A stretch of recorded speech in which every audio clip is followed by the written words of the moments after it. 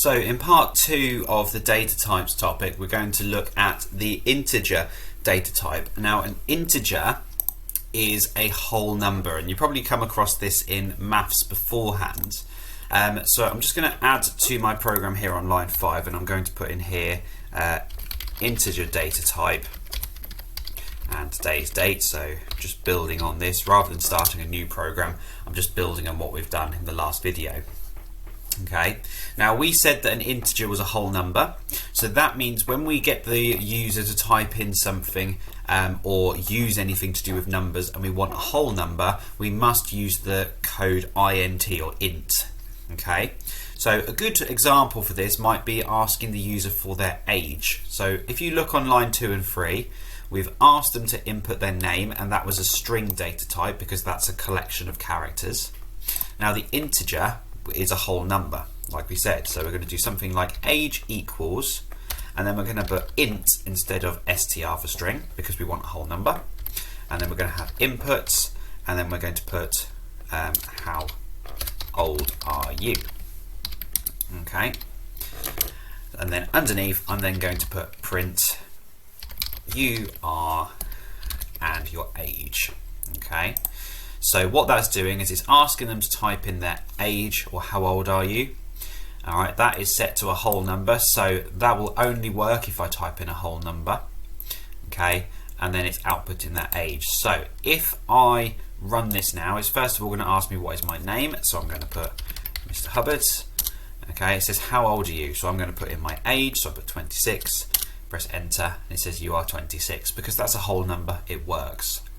Now if I tried running this now, and I put my name again, and I put in here something like 11 as a word, when I press enter, we then get an error. It says here, invalid literal for int with base 10. Okay, so what that is saying is it's the wrong data type. It is expecting us to type in a number, but we have not typed in a number, so we're going to get an error. Okay, so we have to make sure when we use the correct data type, we actually input the correct data. So it must be a whole number when we type it in.